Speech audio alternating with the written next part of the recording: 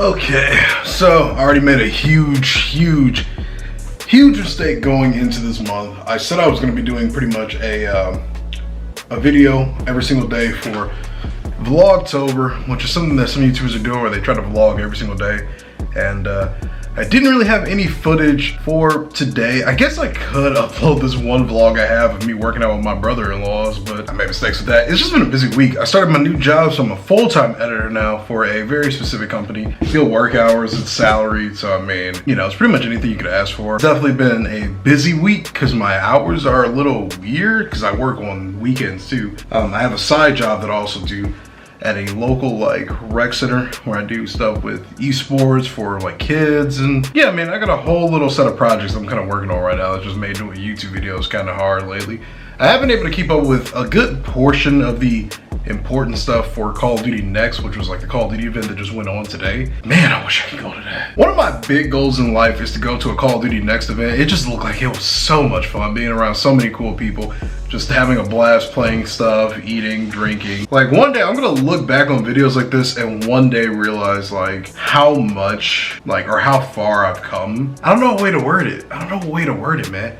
I feel like I've come so far in life right now. 2 YouTube channels, multiple TikTok accounts that are doing pretty okay. Gaining followers on TikTok is painful. It's worse than, it's not worse than Instagram. I was gonna say it's worse than Instagram, but Instagram's painful to gain like a social following on unless you're doing like fitness, clothes, food, and I don't really do too much of any of those subjects. Like I do mostly gaming content. Ignore how my arms look. Today was arm day. I did so much stuff for the arms, the shoulders, like light chest workouts. I did a bit of cardio today too. I can now bench 240, or no, my max is 255. That's my new record. But yeah, man, it's been a busy week. I was gonna say it's been a rough week, but it's been busy in a good way. I've still got a lot to learn with my new job. You know, I'm gonna be busy for the next few days still, going through all the training, honestly the next week really, because it's very busy. I mean, it's a full-time editing gig and I really didn't know what to expect going into it. It's a lot, but I've got a lot to learn. I mostly just need to learn the system, like the editing part, kind of whatever. But the system, that's the part that I actually gotta get down packed. Like,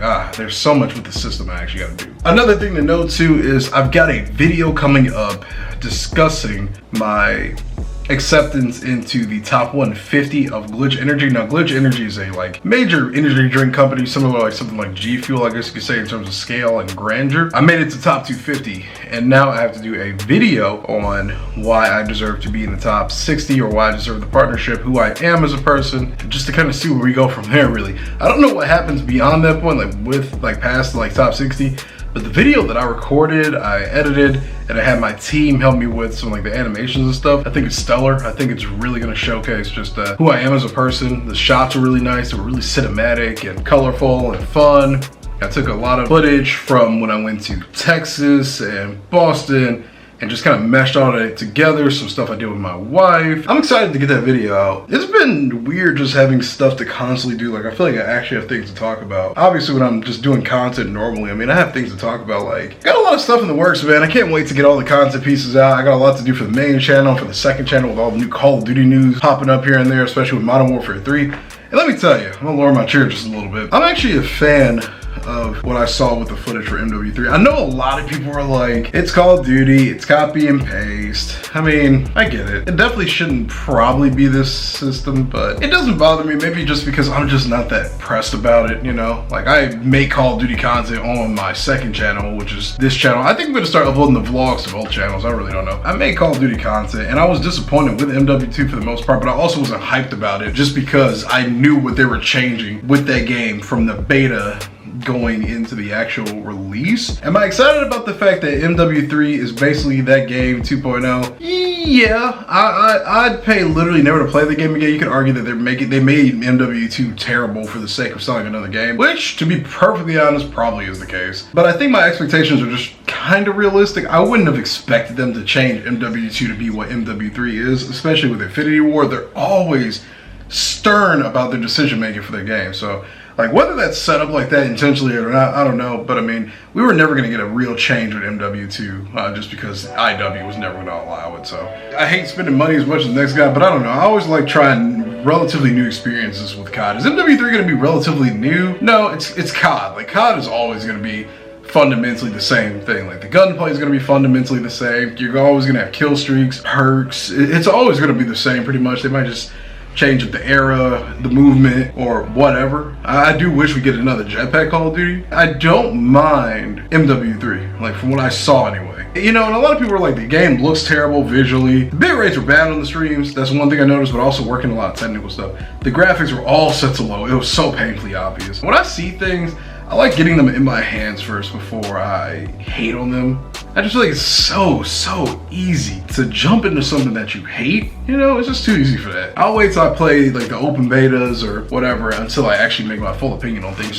That's just how I am as a gamer. I don't like hating on things without seeing it firsthand. Like, I guess I just don't know what people kind of expected for a game called MW3 to be different from MW2, just like how it was 10 years ago, you know? Basically, MW3 back in the day was a refined version of MW2. It's the same concept pretty much. Is it annoying that they're doing that? I mean, sure. I just didn't have any super expectations. I just want the game itself to play good. That's all I care about. Like, I wish MW2 would have got this treatment, but my expectations were realistic. I knew they weren't going to change anything. I mean, it's IW. They don't change anything. They've been doing weird stuff since Infinite Warfare. I'm looking forward to MW3. I mean, it looked like a ton of fun. I don't mind the classic maps coming back. Like, I hope to see some original ones. They make changes and try something new. People hate it. They go back to what people like. People hate it. They try to do a mixed match of old and new. People hate it. They go in one direction. People always hate it. Like, that's why I just like to judge things for myself when I get a chance to play them. It's the only thing I don't like about COD is how they monetize like skins, celebrity skins. I hate Nicki Minaj's skin. I hate this 21 Savage skin. I don't like all that garbage. I think it's just pointless. That's the only part about it I don't like. I don't like that part of the monetization system. I actually don't have a problem with paying for the game, and judge me for that however you will. I don't care. I just don't like all that skin shit. I hate it so much. I don't like skins like that. Like, if they're free, sure. If they actually are cool, sure.